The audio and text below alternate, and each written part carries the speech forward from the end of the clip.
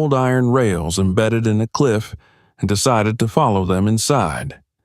What he discovered in the abandoned mine nearly cost him his life and forced the authorities to immediately close the entire area. Subscribe to the channel so you don't miss new stories, and drop a comment telling us which city you're watching from. The mountain had no name on any popular map, and that was exactly why he was here. It rose from the tangled forest like a broken tooth, its dark face streaked with ice scars and vertical veins of bare stone, too remote to tempt weekend climbers and too awkward to justify the expense of any commercial expedition. The approach alone took 2 full days of bushwhacking through fallen timber, frozen marshland, and avalanche debris, followed by a night spent wedged between wind-polished boulders while the temperature sank far below anything that felt humane. In the morning, the peak revealed itself properly, the summit hidden behind slow-moving cloud, the lower walls slashed with cracks that looked less like invitations and more like warnings. He had chosen it not because it promised glory, but because it promised silence. For years he had sought out routes that no one talked about, lines that did not trend on social media and were not decorated with bolts or chalk. Being a dark-skinned climber in a world that still quietly categorized adventurers by expectation had shaped him more than he liked to admit. In busy climbing hubs, he was always the one who stood out, not just for his height or his way of moving, but for existing in places people did not subconsciously imagine him belonging. Out here, alone beneath a nameless wall, none of that mattered. There was no one to impress, no one to contradict. The rock either held him or it did not. He had studied satellite images for weeks before committing to the trip, enlarging grainy patches of shadow until his eyes burned, looking for subtle lines that suggested continuity through the broken cliff bands. He had found one, a faint diagonal trace halfway up the face, too regular to be random but too faint to explain. The rational part of his mind insisted it was nothing more than an illusion of light and erosion. Another part, the one that had carried him through failures and near misses, whispered that mountains sometimes kept secrets visible only to those who stared long enough. The first hours on the wall were merciless. The lower section consisted of shattered limestone layered like wet cardboard, every hold a negotiation with gravity. He moved slowly, testing each edge before committing his weight, letting his muscles warm in increments rather than in bursts. The wind clawed at his jacket, funneling upward along the face and draining heat through fabric and skin, until his fingertips tingled with a dangerous numbness. Several times he had to pause simply to flex his hands and breathe warmth into them, watching the condensation vanish instantly into the cold air. As he gained height, the terrain changed in ways that unsettled him. The natural cracks that should have wandered unpredictably instead began to align, forming shallow steps that seemed oddly consistent in width and depth. At first, he dismissed it as coincidence, an accident of stratified rock, but the pattern persisted. There were even faint horizontal lines, barely raised ridges in the stone that caught ice and shadow in a way that made them stand out when the sun shifted. He had never seen anything like it in untouched alpine walls. He reached a narrow stance where he could stand with both feet, clipped into a cam wedged deep into a crevice, and took a moment to let his pulse slow. The silence was absolute. Even the wind had retreated, leaving only the faintest hum in his ears. He leaned his helmeted head back and scanned upward, following the strange geometry of the rock. That was when he saw the glint. It was not bright, not even obvious. Just a sliver of dull reflection where there should have been none, a patch of color that did not belong to the mineral palette of the cliff. He thought of a carabiner dropped by a careless climber decades earlier, half swallowed by stone. Curious, but cautious, he shifted upward, placing a series of small cams and nuts with the mechanical care that had become second nature to him. When he was close enough to touch the anomaly, he reached out with his right hand, expecting the familiar chill of rock. His glove met iron. The sensation jolted him more than any slip could have. He recoiled instinctively, then leaned back in, brushing the surface free of frost with the side of his hand. The shape that emerged was unmistakable. A rail, narrow and heavily corroded, but a rail nonetheless, its top worn smooth by 1,000 forgotten passages. It was embedded directly into the cliff face, fixed with bolts so old they had bloomed into fragile halos of rust. His breath fogged the air inside his helmet as he stared. This was no fragment fallen from above. The metal was aligned horizontally, parallel to the faint lines he had been noticing for the last hour. Heart pounding, he scanned left and right and found it again, the twin strip of iron running alongside the first at a precise distance, forming a pair that could only be part of a track system.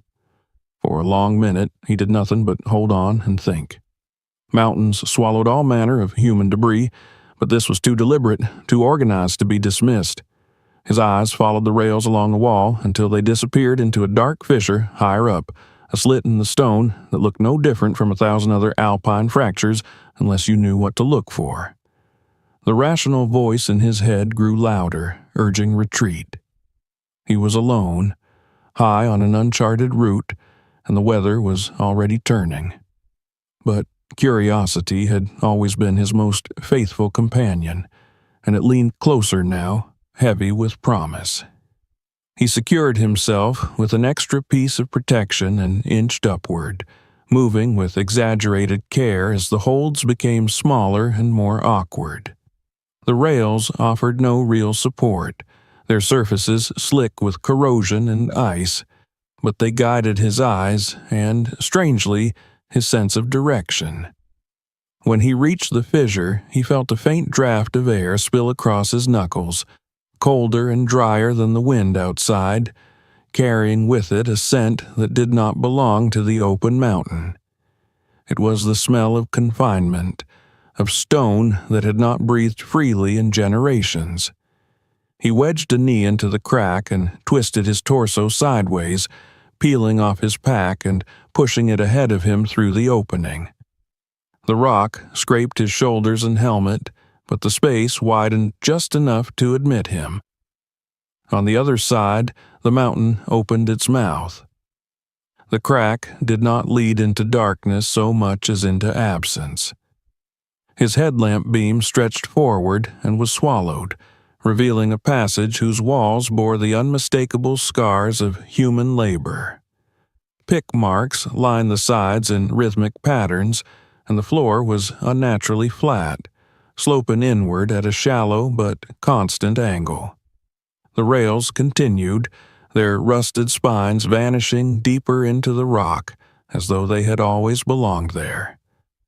Cold settled around him like a weight.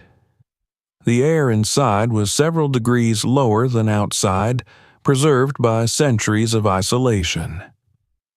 Moisture glistened on the walls, and the sound of his own breathing seemed to echo back at him from unseen distances. He stood motionless for a moment, adjusting to the shift, then took a cautious step forward, mindful of how fragile everything suddenly felt. As he moved, more details emerged from the gloom. Fragments of timber lay scattered along the edges of the tunnel, some reduced to soft, splintered ghosts, others stubbornly intact where the mountain's dryness had preserved them. Rusted tools were half buried in dust and grit, their handles worn smooth by hands that had once trusted them. Here and there, iron brackets jutted from the walls, empty now but clearly once used to hold lamps or cables. He followed the track, counting his steps without realizing it, driven by a need to impose order on a place that defied logic. Every instinct told him this was not just an old mine, but a system, something larger than the narrow corridor he currently occupied. The rails curved gently, tracing the shape of the mountain rather than cutting straight through it, and the slope grew steeper the farther he went. With each meter, the sense of intrusion deepened. The tunnel felt less like a relic and more like a sleeping organism, undisturbed and vaguely resentful of his presence. Small stones dislodged under his boots, skittering away into the darkness ahead, and he froze each time, heart thudding, listening for any response from the unseen depths.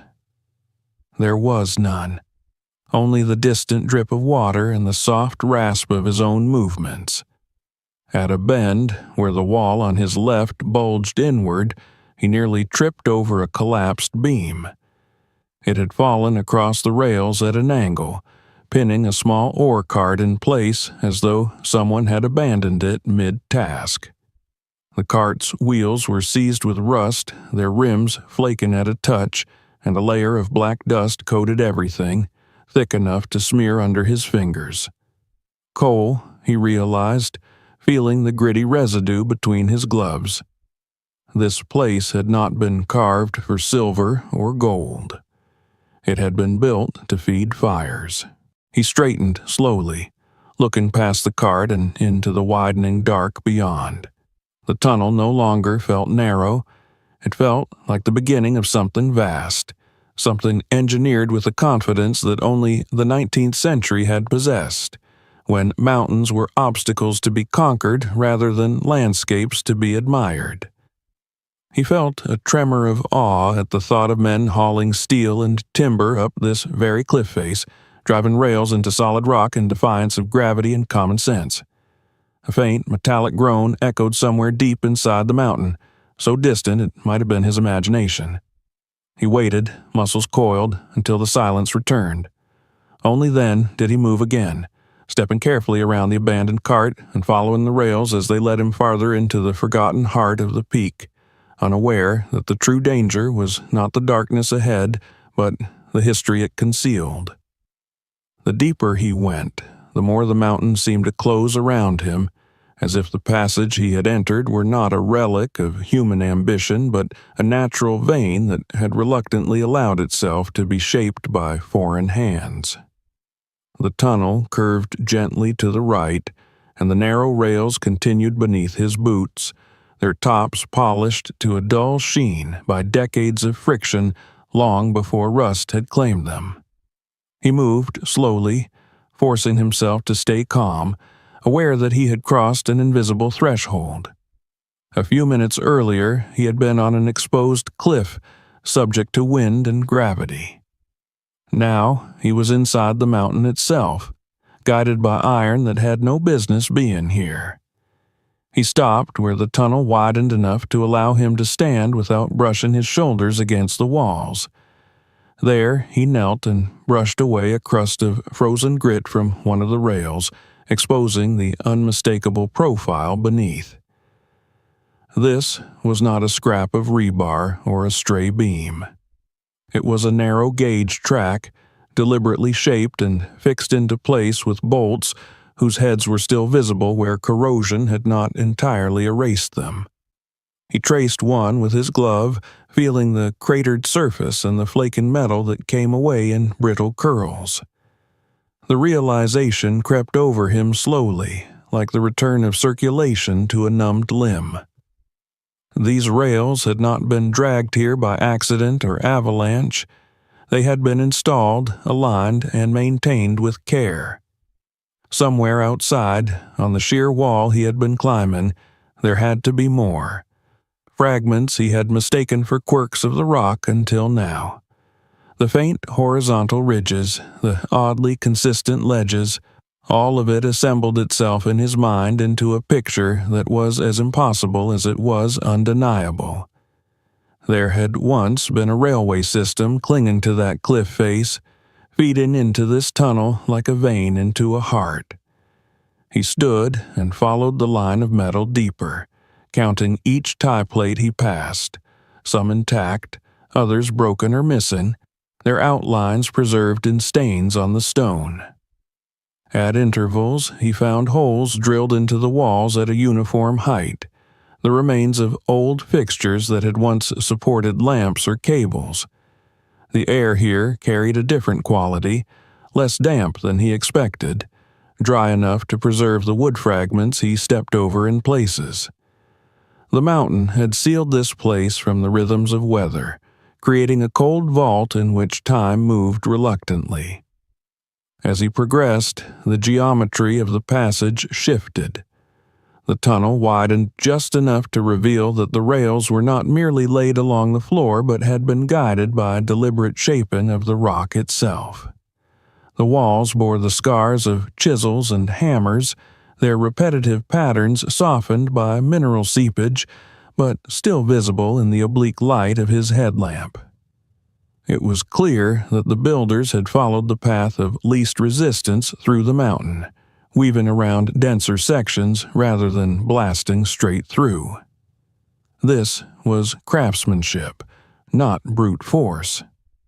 He reached a point where the rails began to climb more steeply, the incline so regular that it could not have been an accident of geology. The faint smell of coal grew stronger, a dry, acrid undertone beneath the sterile scent of stone. He imagined the men who had once labored here, pushing carts or guiding them with cables, their voices swallowed by the same walls that now returned only his own breath.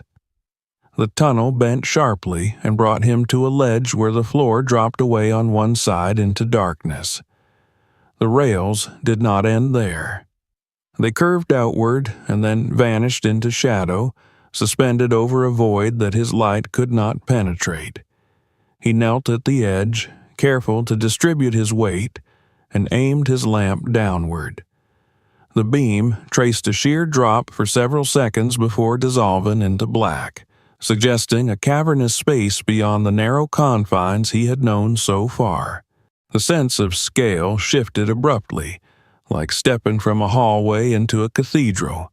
He was no longer in a simple mine passage. This was infrastructure, the spine of a system that had once operated on a grander vision than the cramped corridor suggested. The bolts embedded in the walls grew larger here, their threads thick enough to anchor serious loads. Some still held fragments of iron brackets, twisted into grotesque shapes by forces that had not been gentle. He straightened slowly, aware that the stakes had changed. Whatever lay ahead had not been built for convenience or safety. It had been built to serve an industrial purpose at the very edge of what the mountain would allow. The rails were not simply leading him inward, they were leading him downward, toward a deeper heart of stone that had not seen human presence since the century turned. He took another step and felt a subtle vibration beneath his boot, the echo of his own movement traveling along the iron. It made him pause, breath caught in his throat, until he realized the sensation was not external at all. It was his own pulse, magnified by the tension that now coiled in his muscles. He was acutely aware that every sound he made was amplified in this enclosed world, that even a careless shift of weight could send a pebble skittering into the abyss beyond the ledge. The rails continued to guide him along the edge, hugging the wall with a fidelity that suggested forethought. He followed, his left hand trailing the stone for balance, until the void gave way to solid floor once more. Here, the tunnel opened into a broader corridor where the ceiling arched overhead, its curvature smoothed by centuries of mineral deposition. Water trickled down the walls in thin, glassy threads, freezing in mid-fall to form translucent fingers that glowed in his light. In this wider space, he began to find more objects, not isolated tools or fragments, but clusters of them arranged as though abandoned in haste. A coil of rope lay tangled beside the rails, its fibers brittle but intact, next to a stack of wooden planks that had never been used. Several metal cans sat in a neat row against the wall, their lids rusted shut, their labels long gone. He could not escape the impression that these items had not been lost over time, but left behind in a single, decisive moment. He bent to examine one of the cans and felt a chill unrelated to the temperature. The surface was slick, coated with a film of something that caught the light in a way that made it look wet despite the dryness of the air. He wiped his glove on his pant leg, unsettled, and stood again, scanning the area for anything that might explain the haste that had overtaken this place. There were no signs of fire or explosion, no blackened walls or collapsed ceilings, just the quiet aftermath of departure. At the far end of the corridor, the rails converged toward a narrow opening, the mouth of another tunnel that sloped more sharply downward. Beyond it, he could hear the faint whisper of moving air, a draft that suggested larger chambers below. He hesitated there, caught between the instinct to retreat while he still could, and the pull of the unknown that had always defined his climbs. He thought of the cliff face outside, and of the invisible path he had followed without knowing it, guided by traces of metal embedded in stone. The mountain had been speaking to him all along, in a language of geometry and corrosion that he had only just learned to understand. Now, standing at the threshold of a deeper descent, he felt as though he were being invited to complete a story begun more than a century ago. With a final glance back the way he had come, he adjusted the straps of his pack, checked the beam of his headlamp, and stepped forward into the narrowing passage, following the iron road into the heart of the mountain, unaware that each step was carrying him closer to the place where the builders of this forgotten system had met their end. The passage narrowed almost imperceptibly at first, then with a determination that forced him to change the way he moved. The rails, so faithfully parallel until now, pressed closer together as the walls leaned inward, turning the once navigable corridor into a fissure that felt more like a wound in the mountain than a constructed tunnel. He slowed his pace, angling his shoulders and easing his pack off to one side so it would not scrape against the rock. The air here had changed again, colder and sharper, as if he had passed into a deeper stratum where the mountain no longer bothered to moderate its breath. The light from his headlamp no longer revealed the reassuring order of shaped stone and spaced bolt holes.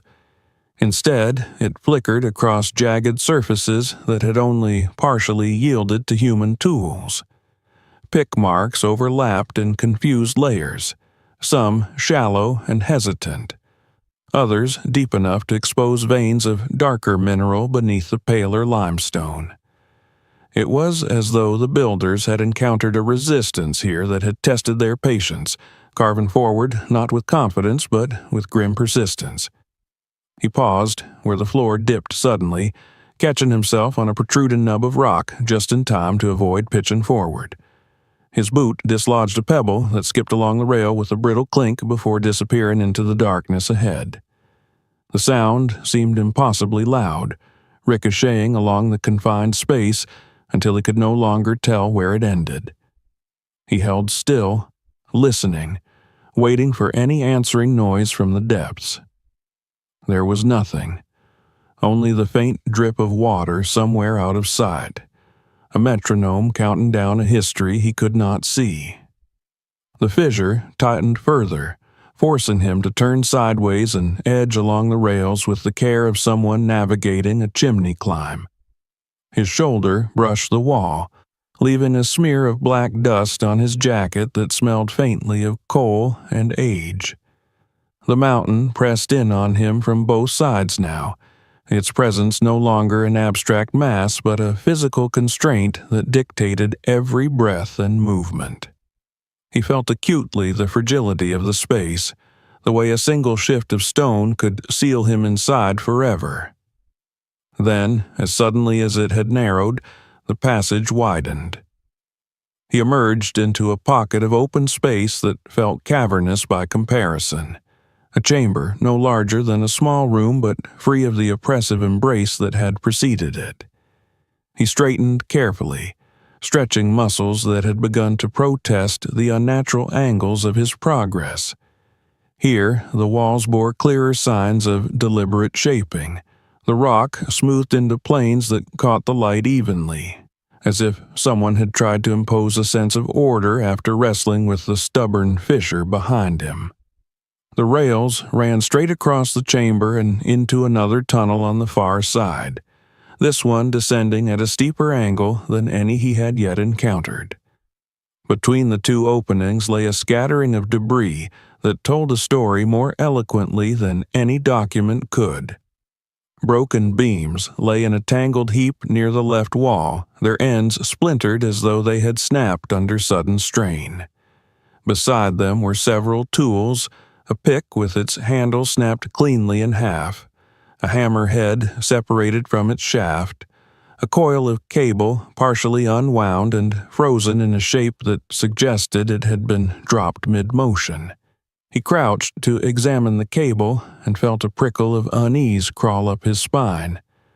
The metal strands were frayed in places, not from slow decay, but from abrupt tearing, as though they had been pulled beyond their limits in a desperate attempt to hold something back.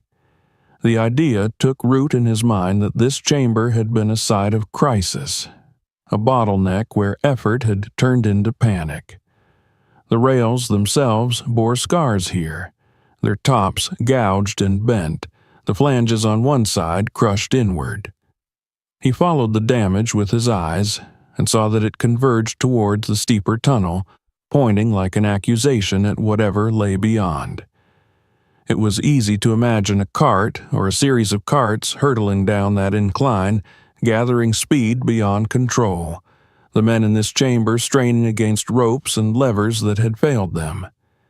He rose and took a tentative step toward the downward passage, peering into it with a mixture of dread and fascination. The draft he had noticed earlier was stronger here, a steady exhalation from the mountain's depths that carried with it the scent of damp stone and something else, a faint chemical sharpness that stung his nostrils. He had smelled it before in modern mines, the residue of blasting agents and lubricants, but here it was muted by age, a ghost of industry lingering in a place that had not seen work in a lifetime. The tunnel dropped away at an angle that made his stomach tighten. The rails were fitted with additional metal braces along the sides, their remains clinging to the walls like barnacles, evidence of a system designed to manage heavy loads on treacherous terrain. His headlamp revealed a pattern of notches and grooves cut into the stone beside the track, places where braking mechanisms or guide rollers had once been mounted. He stood at the threshold for a long moment, considering the implications of what he had found. This was no simple mine, no haphazard hole in the ground dug by men chasing rumors of easy wealth. This was infrastructure conceived with precision and executed with labor that must have been enormous. The cliff face he had climbed, the rails he had followed, the tunnel system now unfolding before him were all pieces of a single, audacious vision to carve a transport artery through one of the most hostile environments imaginable. The chamber around him seemed to absorb his thoughts, its stillness thick with the residue of long-forgotten urgency. Imagine the noise that must once have filled this space, the shouts, the clatter of metal on metal, the grinding of gears and the groan of timber under strain. Now there was only his own breathing, the sound amplified by the confined acoustics until it felt like an intrusion. He adjusted his grip on the rock and took another step into the downward tunnel, immediately feeling the shift in gravity tug at his center of balance. He moved carefully, placing each foot on the rail bed with deliberate precision, aware that the slope could easily turn a stumble into an uncontrollable slide. The air grew colder with every meter, the chill seeping through his boots and into his bones. As he descended, the walls pressed closer once more, though not with the chaotic resistance of the earlier fissure. Here, the narrowing felt intentional, as though the builders had deliberately constricted the space to reinforce the track and protect it from rockfall. The ceiling dipped low enough that he had to duck, and the smell of coal intensified until it seemed to coat the inside of his mouth. He passed more evidence of abrupt abandonment. A lantern lay on its side in a shallow niche, its glass shattered, its metal housing dented as though it had been flung aside. Nearby, a leather belt was draped over a rock spur, its buckle still intact, its strap stiff with age. The personal nature of these objects unsettled him more than the industrial debris had. They spoke not of systems and machines, but of individuals whose lives had intersected with this place in ways he could only imagine. The downward tunnel eventually curved, and with the curve came a subtle change in the soundscape. The whisper of moving air grew louder, resolving into a distant, hollow resonance that suggested open space ahead. His pulse quickened despite his efforts to remain composed. He was no longer merely exploring a forgotten passage. He was being drawn toward the core of whatever catastrophe had ended this operation, toward a space large enough to amplify even the faintest disturbance. He slowed his pace, allowing his senses to adjust, and became aware of a low, almost inaudible hum beneath the draft, a vibration that could have been nothing more than the mountain settling into itself, but felt, in this context, like a held breath. He followed the rails as they led him onward, the curve straightening into a gentle descent that promised to open into something far larger than the narrow tunnels he had known so far. With each step, he felt the weight of the mountain above him, a pressure that was no longer metaphorical. It pressed into his awareness, a reminder that he was walking through a place that had once been alive with purpose and had then been abandoned in a moment of crisis. Whatever had happened here had not simply stopped work. It had driven people away with enough force to leave their tools, their gear, and perhaps even parts of their lives behind. He emerged from the tunnel into a space so vast that for an instant he could not comprehend it. His light flared uselessly against darkness that swallowed it whole, revealing only hints of enormous shapes suspended beyond the reach of his beam.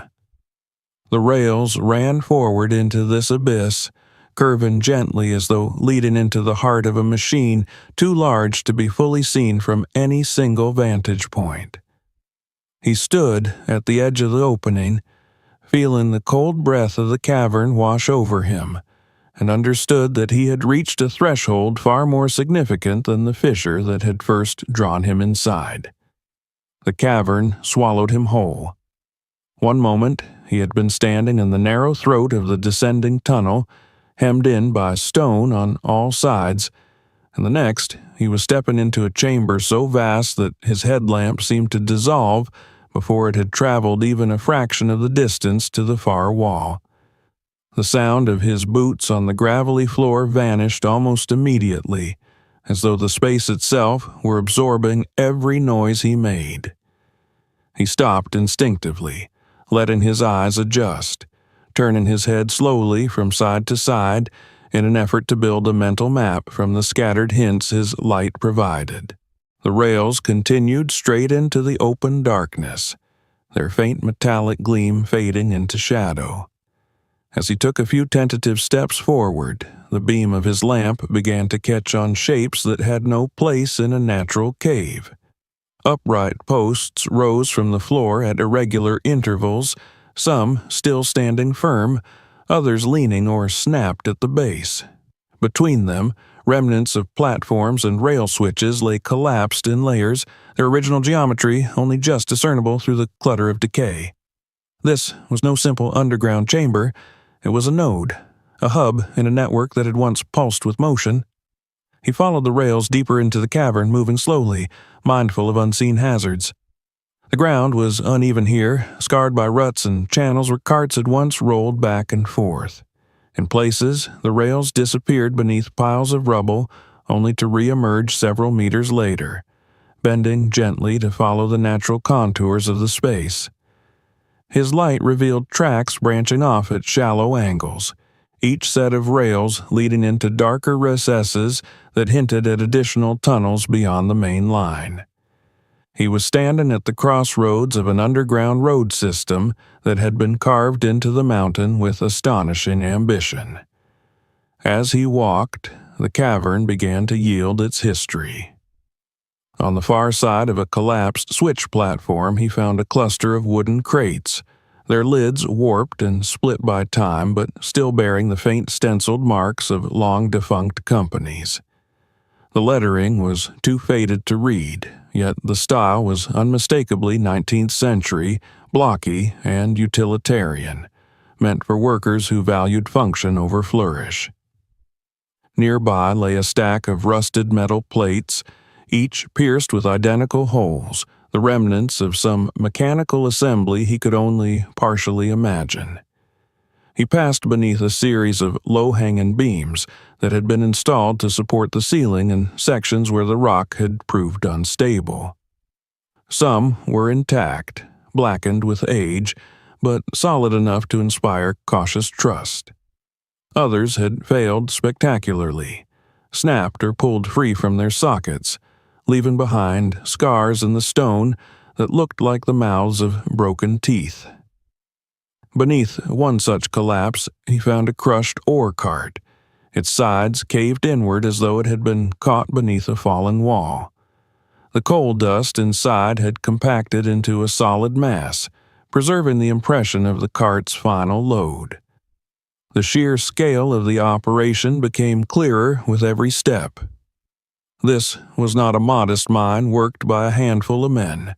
It was an industrial artery designed to move enormous quantities of material, likely feeding furnaces and railways far below the mountain. The rails on which he walked were narrow, but their purpose was unmistakable. They had carried wealth in the form of black rock, hauled from the depths and sent down the cliff face he had climbed, descending a route so improbable it defied belief. At one junction he paused, letting his light sweep across a series of side passages that radiated outward like the spokes of a wheel. Each bore the marks of human passage, though many were partially blocked by cave-ins that had sealed them long ago. He noticed that some of these secondary tunnels were braced with heavier timber, their beams thicker and more carefully fitted, suggesting areas of particular importance or instability. Others were little more than rough-hewn shafts, carved in haste to follow a promising seam of coal before being abandoned when the vein played out.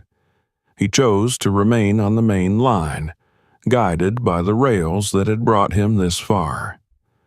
As he advanced, he found himself stepping over remnants of everyday life that had once filled this cavern with mundane activity. A battered lunch pail lay half buried in dust near the base of a pillar, its lid rusted shut, a testament to the human rhythms that had once governed this place. A pair of boots, their leather cracked and soles worn thin, rested beside a broken beam, as if someone had set them down with the intention of returning for them after a brief interruption.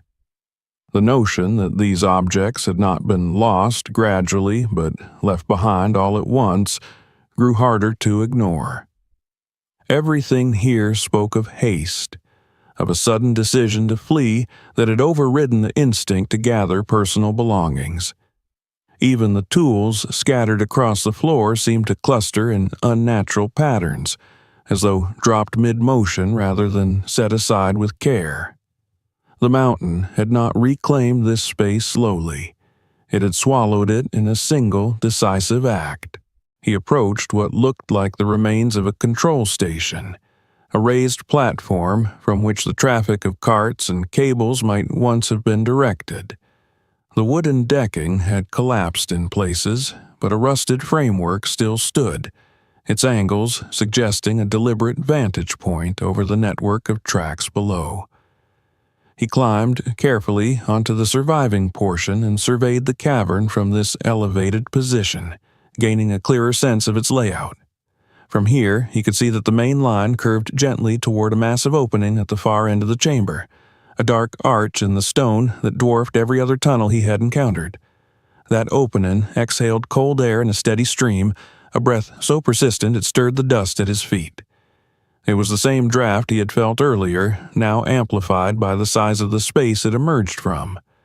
Whatever lay beyond was not another narrow passage, but something larger still. Perhaps the core around which this entire system had been built.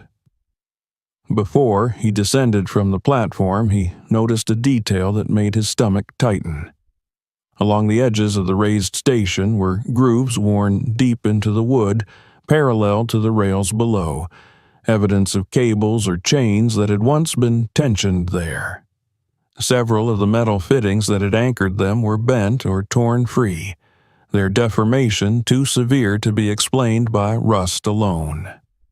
It was as though immense force had been applied to the system, stretching and snapping components that had been designed to withstand heavy loads. He climbed down and walked toward the far opening, his pace slowing with each step as the implications of what he had seen began to crystallize. This cavern had not merely been abandoned. It had been subjected to a failure, a cascade of mechanical breakdowns that had overwhelmed its builders. The rails, the carts, the cables, all had been part of a delicately balanced network that could only function if every element performed as intended. Something here had gone wrong, and when it did, the consequences had been swift and unforgiving. At the threshold of the massive archway, he stopped again, turning to take one last look at the cavern behind him. The scattered tools, the crushed cart, the empty boots, all seemed to recede into a collective silence, a tableau frozen at the moment of collapse. He felt a strange sense of intrusion, as though he were trespassing not just in a physical space, but in a narrative that did not belong to him, a story of ambition and loss etched into the stone. Then he faced forward once more and stepped into the darkness beyond, following the abandoned road toward the heart of the mountain, where the true machinery of this forgotten enterprise awaited him. The great archway swallowed him with a hush so profound that it felt as though the mountain itself had drawn a breath and decided to keep it. The cold intensified immediately, creeping through the layers of his clothing and settling against his skin with an intimacy that no wind could match. His headlamp beam skimmed across the floor, revealing a smooth descent that carried the rails into an even larger chamber beyond. And as he followed them, he began to grasp the true scale of what had been built here. The space opened gradually, the ceiling lifting higher with each step until it vanished into darkness. The sound of his movement transformed as well, echoing faintly from unseen walls, returning to him with subtle distortions that made it difficult to judge distance or direction. When his light finally caught on something solid, it was not rock, but metal, vast surfaces of it, standing where the mountain had been carved away to make room for machinery. He halted instinctively, heart pounding, and swept the beam of his lamp in a slow arc. What emerged from the darkness defied any simple description. Massive drums, the height of small houses, loomed from the shadows, their cylindrical forms wrapped in layers of rusted cable so thick that a single strand could have filled his hand. The cables fed into towering assemblies of gears and pulleys, their teeth locked in frozen engagement as though they had been arrested mid-turn. The rails he had been following curved inward toward these giants, converging at points where carts would once have been attached to the moving lines of steel. He walked closer, every step cautious, and laid a gloved hand against one of the drums. The metal was so cold it seemed to burn, leaching warmth from his fingers even through the insulated fabric. Flakes of rust came away at his touch, drifting to the floor like dried leaves. He imagined the noise this place must once have generated, the roar of cables under tension, the grinding of gears, the shouts of men coordinating the movement of tons of coal up and down the mountain face. Now there was only the faint drip of condensation somewhere high above, a lonely echo in a cathedral of silence. The engineering on display here was staggering. The drums were not merely anchored to the rock but integrated into it, their housings bolted directly into carved recesses in the mountain wall. Thick iron frames braced them on all sides, their members joined by rivets that had been hammered into place by hands that could never have imagined a future where someone like him would be standing here alone, reading their work like an archaeological text. As he moved among the machinery, he began to notice patterns that spoke of catastrophe rather than decay. Several of the gears were misaligned, their teeth chewed and bent as though they had been forced to mesh under intolerable strain. In one corner of the chamber, a pulley lay half torn from its mount, its axle twisted at an angle that suggested a violent wrenching rather than the slow surrender of corrosion. Beneath it, the stone floor was gouged with deep scars, long grooves that converged toward the rails like claw marks. He followed these marks and found that they led to a section of track that had been driven hard into the rock wall, the metal flanges crushed flat as if the entire system had surged forward in a single, unstoppable motion. It was not difficult to imagine what might have happened. A runaway cart, perhaps several, breaking free on the incline he had descended, slamming into the braking mechanisms here with a force no human design could withstand. The cables would have snapped or jammed, the drums spinning wildly or seizing in place, the men caught in the midst of it scrambling for escape. The thought made the chamber feel suddenly crowded despite its emptiness. He could almost see them in his mind's eye, figures blurred by dust and terror, abandoning their stations as the system failed around them. The sense of urgency that had clung to the abandoned tools and scattered belongings now found its context. This was the heart of the mine, the place where the flow of coal and capital had been regulated, and when it had failed, the entire operation had become untenable.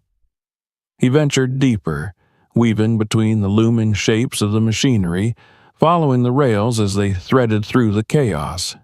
At one point, he found himself standing beneath a colossal gear assembly whose teeth were as tall as his forearm. They were locked together in a position that spoke of violent arrest. One wheel twisted just enough out of plane to suggest it had been forced to stop abruptly while its partner had continued to push. The strain of that moment seemed to linger in the metal, frozen forever in the shape of damage. On the far side of the chamber, he discovered a smaller room carved into the wall, its entrance framed by a pair of iron supports that had fared better than most. He stepped inside and found what must once have been a control room. A bank of levers stood against one wall, their handles worn smooth by use, some frozen in mid-position as though abandoned in the midst of an emergency. Gauges were mounted above them, their glass faces clouded but still legible enough to reveal needles pegged at the extreme ends of their ranges. He leaned closer to one of the gauges, angling his headlamp to peer through the grime. The scale was marked in units he recognized only vaguely, but the needle was jammed far beyond the maximum, a mute testimony to pressures that had exceeded the design limits of the system. It was another piece of the puzzle, a confirmation that the failure here had not been gentle or gradual, but sudden and overwhelming. Back in the main chamber, he noticed something he had not seen before. A set of heavy doors recessed into the stone behind one of the drums. They were closed, their surfaces mottled with rust but otherwise intact, and a faded stencil on one panel hinted at their original purpose. He could not read the words, but the format was unmistakable, a warning or designation intended for workers who had long since turned to dust. He approached slowly, the instinct to tread lightly returning with renewed force. The floor in front of the doors was littered with debris that looked different from the rest of the chamber, not the random scattering of collapse, but a more deliberate accumulation, as though items had been piled there in a hurry. Wooden crates lay stacked haphazardly, some broken open to reveal their contents, others sealed but stained by dark, irregular patches that glistened faintly in the beam of his light. A sharp, unfamiliar scent reached him, cutting through the pervasive smell of coal and rust. It was chemical, acrid, and it made the inside of his nose prickle. He slowed even further, scanning the area for clues before moving closer. The crates were marked with symbols he recognized from his limited knowledge of mining history, indicators for explosives used to blast new tunnels and break stubborn seams of coal. His heart rate spiked, and he found himself holding his breath as he took the last few steps toward the nearest box. The wood was damp to the touch despite the dryness of the air, and as his light played across its surface, he saw what had been catching his eye from a distance. The dark patches were not rot or mold, but beads of moisture, tiny droplets forming and sliding slowly down the grain.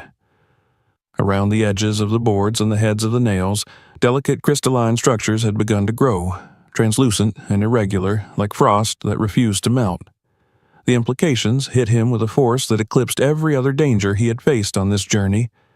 These were not just old explosives forgotten in a forgotten mine. They were unstable, actively degrading into something far more volatile than when they had been sealed away. He knew enough to understand that the crystals he was seeing were a symptom of nitroglycerin seeping from its absorbent matrix, a process that rendered the material dangerously sensitive to vibration, shock, even temperature change. He froze, his body instinctively locking in place as though he had stumbled upon a sleeping predator. Every breath felt like a risk, every shift of weight a potential trigger. The heart of the mine was no longer merely a monument to industrial ambition. It was a bomb, patiently waiting for the smallest excuse to detonate. Slowly, with movements so careful they bordered on ritual, he began to retreat, his eyes never leaving the sweating crates as he eased back along the rails. The vast machinery around him seemed suddenly malevolent, its silent bulk a reminder of the forces that had once been unleashed here and could be again in an instant. He had come seeking the story of a forgotten railway. He had found instead a legacy of danger that could not be left undisturbed. He did not remember beginning to move. There was no clear decision, no moment when his mind told his muscles what to do. His body simply understood the danger before his thoughts could catch up, and he found himself easing backward along the rails with the deliberation of someone retreating from a precipice. The beam of his headlamp remained fixed on the nearest crate, its surface slick with moisture that had no business existing in a place this cold and dry. Each crystal clinging to the wood glinted like a shard of glass, beautiful in a way that made his skin crawl. The chemical smell was stronger now that he was so close, sharp and faintly sweet at the same time, a scent that lodged in the back of his throat and refused to leave. He forced himself to breathe shallowly, terrified that even the expansion of his chest might be enough to jostle the floor beneath him. The mountain felt suddenly fragile, as though the centuries of stone pressing down on this chamber were being held in place by the thinnest margin of stability. He took another step back, then another, his boots finding the same spots they had occupied moments before. The rails hummed faintly beneath his weight, not with any actual vibration, but with the echo of tension reverberating through his own nerves. It was an absurd thought that a structure so ancient could still transmit anything at all, yet in that moment he was convinced he could feel every microscopic shift traveling through the iron, seeking the volatile heart of the crates he had disturbed. He did not turn away from them until he had put several meters between himself and the sealed door, and even then he kept glancing over his shoulder, half expecting to see a flash of light or feel the concussive force of an explosion that would end everything before he had time to register it. The machinery he had admired only minutes earlier now loomed as a threat, every massive gear and rusted drum a potential amplifier for disaster. As he retreated into the open space of the cavern, the cold air seemed to loosen its grip on him just enough for his thoughts to begin assembling into something like coherence. The signs he had noticed in passing took on new weight, fitting together into a pattern that was no longer abstract. The sudden abandonment, the broken cables, the damaged control systems, all of it pointed toward a moment when the operation had become too dangerous to continue. Perhaps a runaway cart had slammed into the breaking assembly, rupturing the storage area behind it, allowing chemicals to leak and degrade. Perhaps the men had fled when they realized what was happening, leaving behind materials that would grow more unstable with each passing year. He leaned against a pillar and closed his eyes for a fraction of a second, grounding himself in the sensation of solid stone beneath his palm. When he opened them again, he forced himself to take in the environment not as a climber or an explorer, but as someone responsible for what he had uncovered. The mountain did not care about human curiosity. The crates would not grow safer if ignored. If anything, the disturbance he had already caused might be enough to hasten a catastrophe. He began to backtrack along the path he had followed into the chamber, now seeing it through a lens of urgency that had been absent before. The crushed ore cart near the collapsed beam was no longer merely an artifact. It was a clue, perhaps a casualty of the same event that had turned the storage room into a ticking hazard. He skirted it carefully, mindful of the way the floor dipped and rose around the debris, each unevenness a reminder of how precarious his footing was. The draft from the main archway felt like a promise of escape as he reached it, though he knew he was far from safe.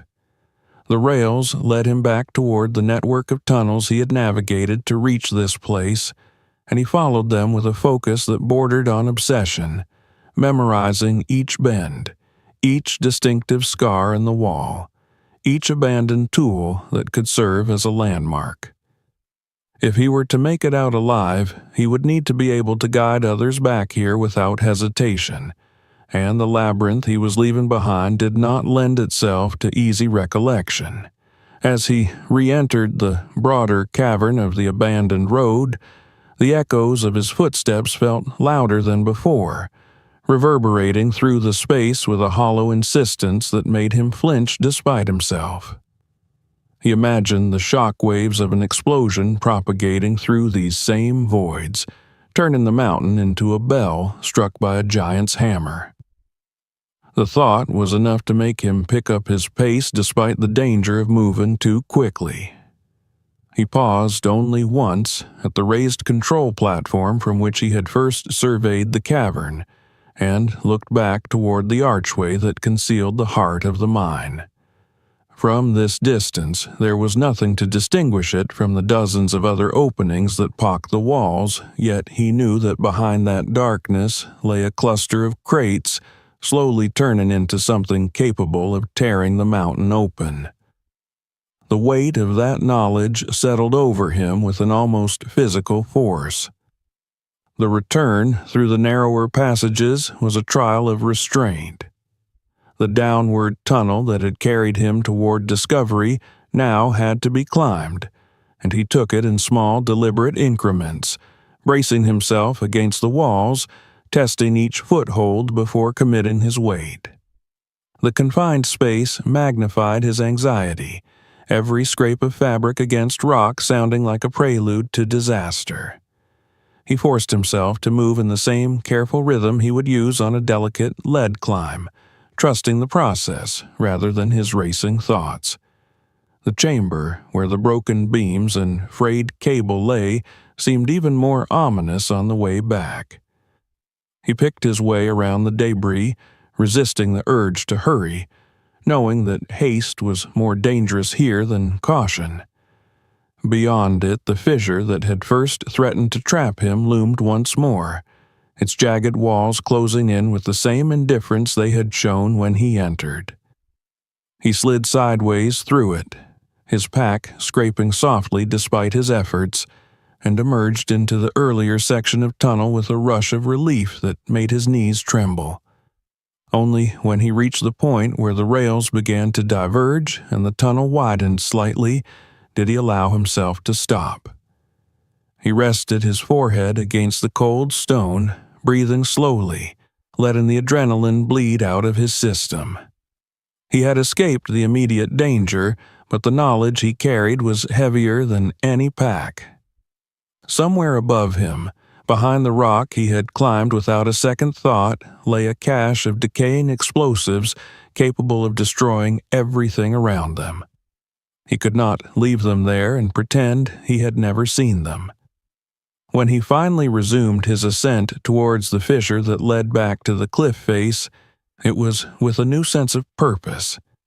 Every step now was part of a larger task, one that extended beyond his own survival.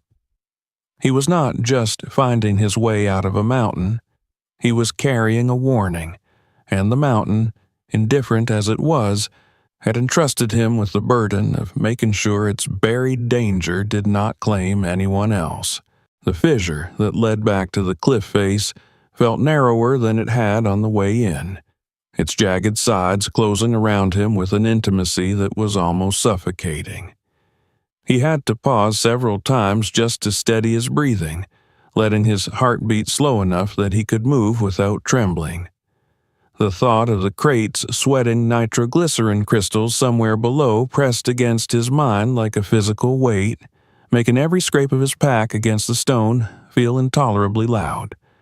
When he finally forced his way through the last constriction and felt the bite of outside air on his face, the sensation was almost disorienting. The wind roared past the opening, carrying with it fine needles of ice that stung his cheeks and blurred his vision. He clung to the rock with numbed fingers and looked down at the void beneath his boots, momentarily stunned by the return of scale. The mountain that had seemed like a closed world only minutes earlier was once again an endless drop, the familiar terror of exposure replacing the enclosed dread of the tunnels. He secured himself to the nearest piece of protection he could find, a narrow crack that accepted a cam with grudging reliability, and allowed his body to sag against the rope. The exertion of the climb, the cold, and the mental strain combined to leave him shaking, his legs threatening to betray him if he moved too quickly. He forced himself to go through the motions he had practiced 1,000 times, checking knots, adjusting straps, turning his headlamp off to conserve the batteries he would need later. The weather had worsened while he was inside. A low ceiling of cloud had descended over the upper reaches of the wall, swallowing the summit and erasing what little sense of direction he had left. Snow hissed against the rock in fitful gusts, and the temperature had dropped enough that the moisture froze instantly on contact, glazing holds that had been merely slick when he started. He knew he could not simply reverse his route down the face. The section he had climbed to reach the fissure was too delicate, too exposed to falling ice, to be trusted in these conditions. Instead, he angled away from the rails that had guided him upward, traversing cautiously across a band of fractured stone in search of a safer descent line he had noticed during his initial ascent. Each move was a negotiation with gravity, his muscles protesting the demand for precision after hours of tension. He was acutely aware that he was no longer climbing for the sake of the climb. He was retreating from something that wanted to remain hidden, and that knowledge sharpened his focus even as it gnawed at his nerves. When he finally reached a ledge broad enough to stand on without clinging to the wall, he allowed himself to stop. He fumbled with his pack, his fingers stiff with cold, and dug out the emergency beacon he carried for exactly this kind of situation. The device felt absurdly small in his hand, given the scale of the problem he was about to describe, but it was all he had. The signal struggled to punch through the surrounding stone and weather, but eventually he felt the faint vibration that told him it had connected. He relayed the coordinates of the fissure as precisely as he could, anchoring them to recognizable features on the cliff face and in the surrounding terrain. He described the rails embedded in the wall, the tunnel system, the massive machinery hidden inside the mountain, and, finally, the crates, the sweating wood, the crystals that had no business existing. He did not need to dramatize the danger. The words themselves were enough.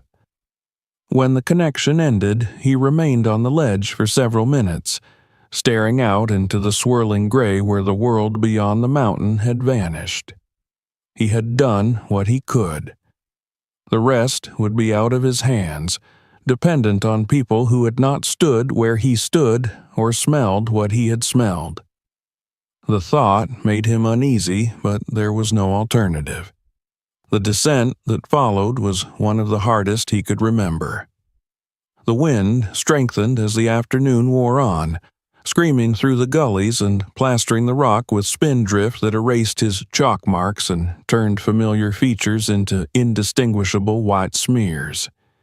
He moved by instinct and memory, following the subtle curves of the stone, trusting that the mountain had not changed too much in the hours he had spent inside it. At one point he slipped, his boot skidding on a patch of ice where he had expected rough stone. The rope came tight with a snap that jolted him to the core, and he hung there for a breathless second, staring down at the emptiness below before hauling himself back to the wall with a grunt of effort. The realization that he could still die here, despite having escaped the most insidious danger, drove home how thin the margin for error truly was. By the time he reached the lower sections of the face, dusk had begun to seep into the air, draining color from the landscape and replacing it with a monotone that made depth perception unreliable. He pressed on regardless, driven by the need to put as much distance as possible between himself and the fissure before night fell completely. The trees at the base of the wall appeared suddenly out of the gloom, their dark silhouettes rising to meet him like a crowd of silent witnesses. He staggered into the shelter of the forest just as the first stars began to pierce the cloud cover overhead. The wind died abruptly among the trunks, leaving behind a stillness that rang in his ears after hours of noise. He leaned against a pine and closed his eyes, letting the rough bark bite through his jacket and anchor him in the present. The path back to his makeshift camp was little more than a memory now, a series of impressions left by his approach days earlier, but he followed it with stubborn determination, guided by the shape of the terrain and the feel of the ground beneath his boots. When he finally reached the shallow depression where he had slept before the climb, he did not bother to set up his bivouac properly. He crawled into his sleeping bag, fully clothed, and lay there in the dark, replaying the day in his mind, the image of the sweating crates refusing to fade. Sometime in the night, he woke to the distant thrum of rotors echoing through the valley, a sound so out of place in this forgotten wilderness that it took him several seconds to recognize it. He sat up, fumbling for his headlamp, and stepped out into the cold to watch a helicopter's searchlight sweep across the lower slopes of the mountain. The authorities had not wasted time. Relief washed over him, tempered by the knowledge that the mountain was now someone else's problem. He had escaped, but the story he carried was only beginning to unfold. The helicopter did not land that night. It circled the valley in wide, deliberate loops, its searchlight sweeping across the lower slopes and the dark forest like an eye that could not quite decide what it was seeing. The beam slid over snowfields and boulder fans, caught the sharp angles of deadfall, then climbed the cliff face in slow arcs until it reached the band of rock where the fissure lay hidden. From the ground, the light seemed to pause there, lingering as if the mountain itself had drawn it in. Then the beam moved on, continuing its methodical search. The sound of the rotors faded and returned, fading and returning, until at last it drifted off into the distance and the valley fell back into silence. He slept only in fragments after that. Each time he closed his eyes, he saw the damp wood and the translucent crystals clinging to it like frost that had learned to survive. He felt again the irrational certainty that the mountain was listening, that the mind's heart was not inert but waiting, and that every minute increased the odds of someone wandering too close. Long before dawn, he gave up on rest entirely. He packed slowly, hands stiff with cold, and stepped out into the gray light with the kind of exhaustion that made the world feel slightly unreal. By mid-morning, the valley began to change. The first sound was not the helicopter but the distant crunch of tires, a noise that should not have existed in this untracked wilderness. Then came the low rumble of engines idling far below the ridgeline, followed by voices, short and clipped, carried on the wind in scattered fragments. He saw movement through the trees, figures in heavy gear, the bright patches of safety colors, equipment cases being hauled over uneven ground by people who moved with practiced purpose. They were not climbers in search of a summit. They were professionals responding to a problem that did not belong to the ordinary world. When they reached him, they did not ask for stories. They asked for specifics. He gave them everything he had, forcing his mind to organize details that had felt chaotic in the moment. He described the rails embedded in the cliff, the angle of the fissure, the slope of the tunnels, the wide cavern where the tracks branched, the enormous winch room and its frozen machinery. He described the recessed doors behind one of the drums, the stacked crates, the beaded moisture on the wood, and the crystals at the seams. He watched their faces as he spoke, saw the subtle shift that occurred when the abstract became concrete, when the words nitroglycerin and crystals formed a picture none of them wanted to see. The initial response was cautious by necessity. A perimeter went up in stages, first informal, then unmistakable. Access points were blocked and marked. Radios crackled with instructions. A small command post took shape on a flat patch of ground where the forest opened enough for equipment to be staged. The atmosphere felt at once urgent and restrained, as if everyone understood that haste could make things worse. He was given water, then something hot, then wrapped in additional insulation he barely noticed. His role shifted from discoverer to witness, then to liability they needed to manage. They did not treat him with suspicion, but they treated the mountain with respect that bordered on fear. A team of technical climbers moved first, not to enter, but to verify. They approached the cliff with the same careful discipline he had used, though their movements were heavier under the weight of additional gear. From below, he watched them ascend in short, controlled pitches, placing protection with the deliberation of people who knew that one careless strike of metal against stone could ripple into catastrophe. When they reached the section he had indicated, the group paused. Even from a distance, he could see them studying the rock face, heads turning, hands tracing lines. One of them leaned in close to the wall and brushed away snow. Then, unmistakably, he saw the climber's posture change, the subtle stiffening that said the unbelievable had become real. After that, the pace accelerated, though never into recklessness. More specialists arrived, and with them came the language of engineering and risk. They talked about stability and vibration, about the unpredictability of old dynamite, about crystals that could form when nitroglycerin separated and migrated.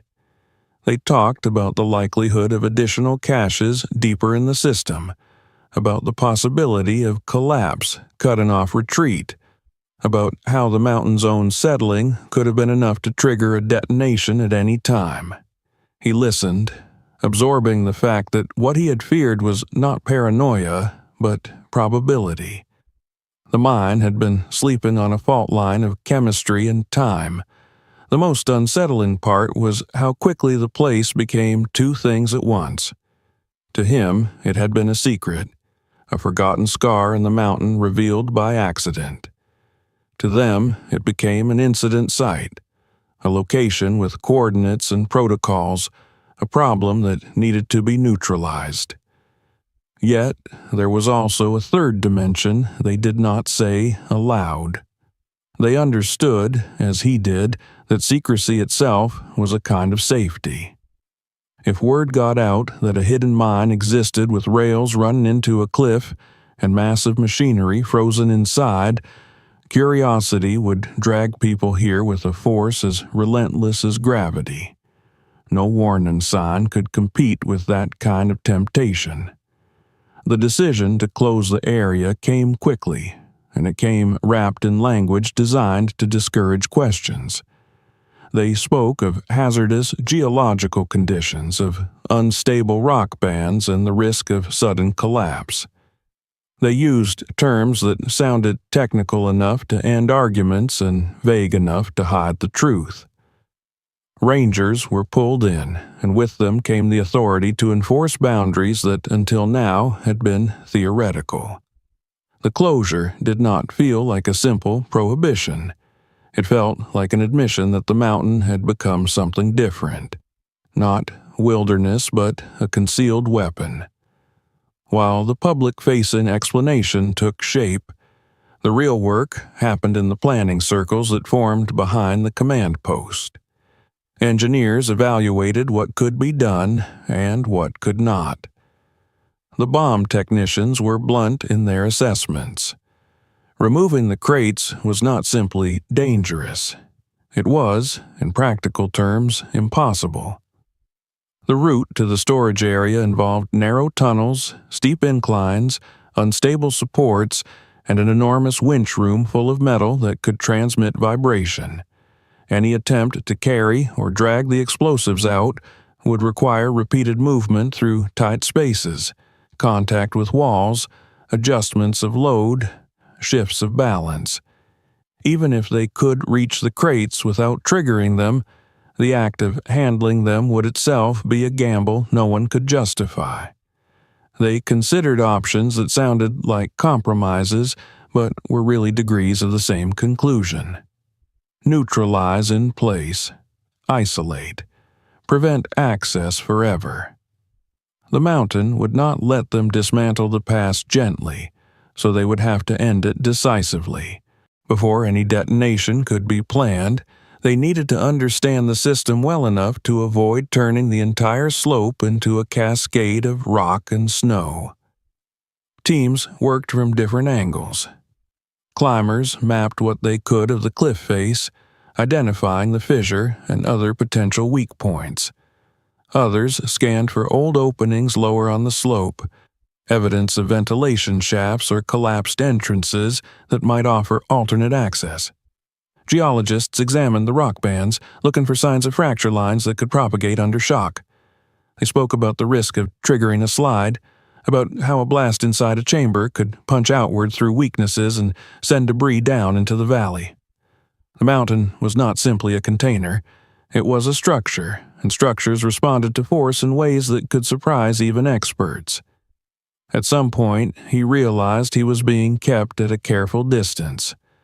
Not out of distrust, but because he was not a part of the machine now.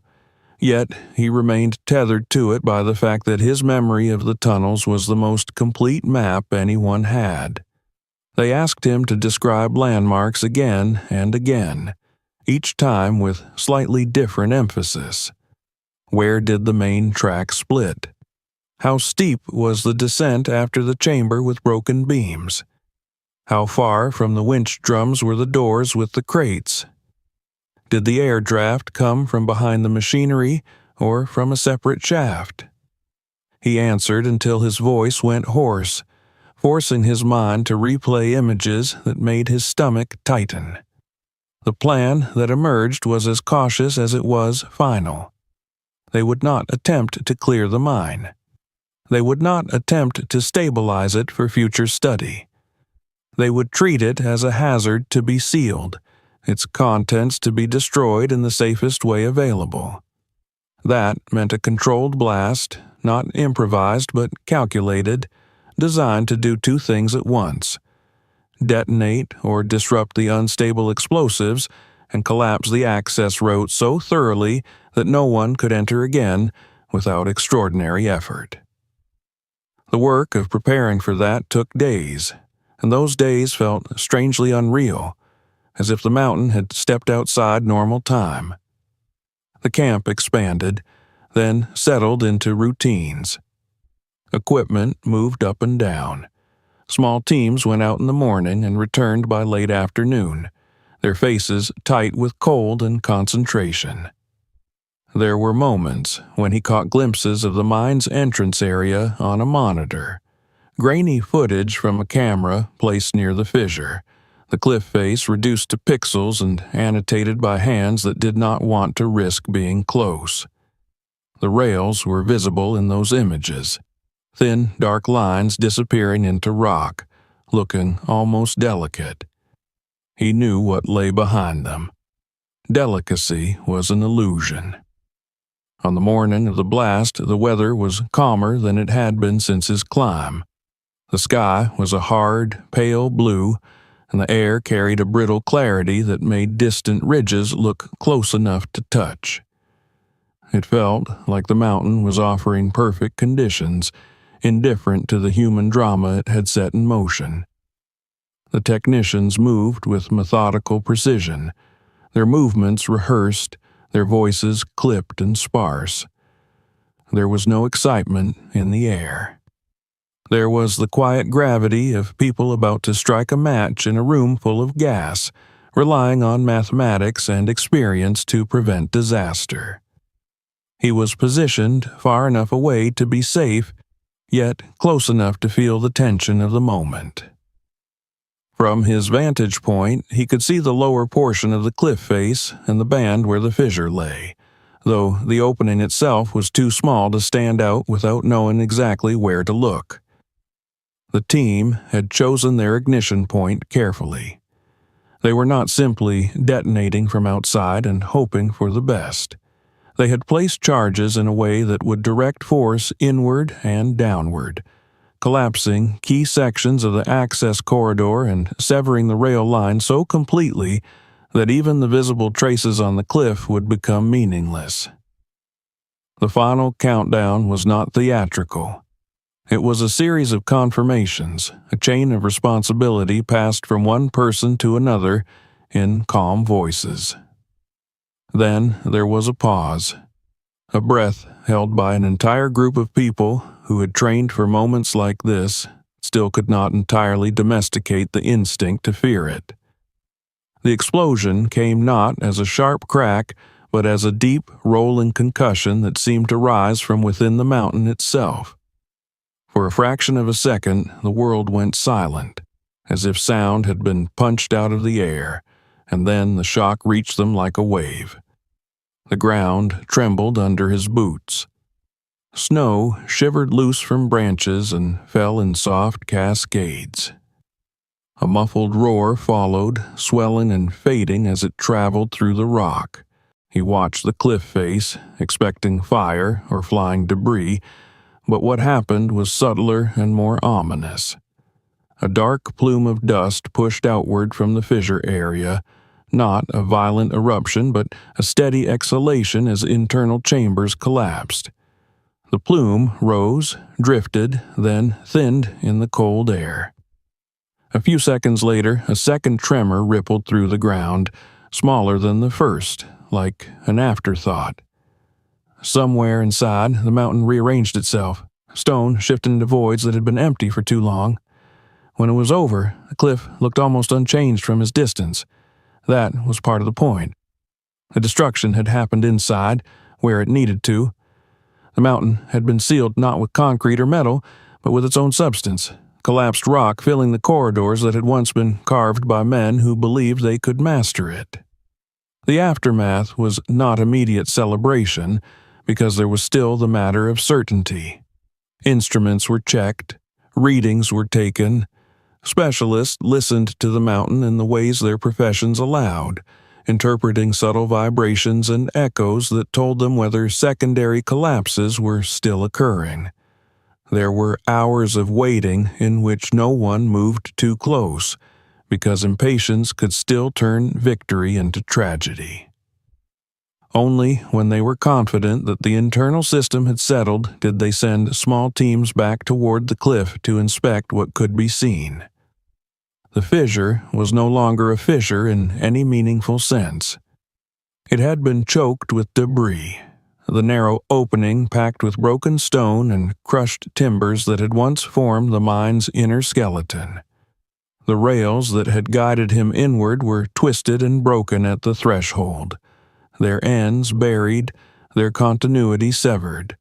Even if someone knew where to look, even if they had the will to try, the entrance no longer offered passage. It offered only a scar, sealed by force. What happened next was as important as the blast itself, and it spoke to a kind of practical wisdom that had nothing to do with heroism. The authorities did not want breadcrumbs left behind. They did not want the faint metallic glint on the cliff face to become an invitation. Over the following days, teams worked to remove or conceal the visible portions of the rail system outside. Some sections were cut away where it could be done safely. Others were buried under rockfall deliberately induced from above, a controlled reshaping of the face to erase the line his eyes had followed. In certain places, they stained the newly exposed rock with material that would weather naturally, allowing time and snow to finish the disguise. The goal was not only to stop entry, it was to stop curiosity. The closure remained, formalized now with boundaries that would outlast the temporary camp. Notices were posted in ways that did not advertise the real reason. A few locals grumbled at the loss of access, attributing it to bureaucracy, to overcaution, to the usual tensions between wilderness and regulation. Those who complained did not know what lay beneath their boots. They did not know that the mountain had carried a century-old threat like a splinter under skin, waiting for a single careless touch. When the camp finally dismantled and the valley returned to its earlier stillness, he felt a strange emptiness settle into him. For days, he had lived in a world where every conversation circled the same core, where the mine was not a rumor but an immediate presence, where the mountain's secret had shaped the movements of dozens of people. Now that presence was gone, sealed into stone, reduced again to something the world would not acknowledge. He hiked out alone, as he had hiked in, though the solitude felt different now. The forest looked the same, the snowfields unchanged, the ridges indifferent. Yet he carried with him the memory of the machinery, the frozen drums, the ruined gauges, the sweat on old wood that should have been dry. He carried the knowledge that the past did not always remain safely in the past, that old ambitions could leave behind hazards that outlived the men who created them by generations. Back in the nearest town, he gave a final statement, signed forms, answered the last questions asked by people who wanted clean conclusions. He noticed how carefully they avoided certain words. There would be no headlines about a hidden mine filled with unstable explosives. There would be no public fascination with rails vanishing into a cliff. The official story would be simpler, safer, and, in its own way, truer than a sensational one. The area was closed because it was dangerous. That was all anyone needed to know. Weeks later, when life had resumed its ordinary rhythm, he found that the mountain had not released him as completely as he wanted. In quiet moments, he would feel again the cold air of the tunnels, hear the faint echo of his own breathing, see the crystals glittering in his lamp's beam. He understood, then, that he had not merely stumbled upon an artifact. He had stepped into a moment of history that had been suspended, waiting for someone to pull it into the present. The men who built those rails and that machinery had likely believed their work would endure as triumph. Instead, it had endured as danger. Yet there was a measure of peace in knowing it was sealed. The mountain would keep its secret again, this time not by neglect but by design. Snow would fall, melt, fall again. Wind would carve new lines across the cliff face. Lichen would spread over fresh scars. In a decade, the place might look as untouched as any other remote wall in the Rockies. In a century, the story might be nothing more than an odd rumor traded by climbers who liked mysteries. And beneath it all, deep inside stone that had been rearranged by controlled violence, the mine would remain buried, its deadly inheritance rendered inert by destruction and collapse. On the last day he could see the peak from the road, he pulled over and stood at the edge of the trees, looking up. The summit was clear in the winter light, sharp against a pale sky, serene enough to convince anyone that nothing unnatural had ever existed within it. He watched for a long time, letting the scale of it settle in his chest. He had come for a climb, for the purity of a line on rock, for the quiet proof that he could still trust his hands and his judgment. He was leaving with something heavier and less tangible, the understanding that wilderness was not always innocent, and that sometimes the most responsible thing a person could do with a discovery was to make sure no one ever found it again. Then he turned away, the cold air filling his lungs, and walked back into the ordinary world, while the mountain stood behind him, silent and sealed, keeping its secret beneath the rock forever. Before you go, hit subscribe so you don't miss what happens next. Watch our other stories right now and share this video with someone who loves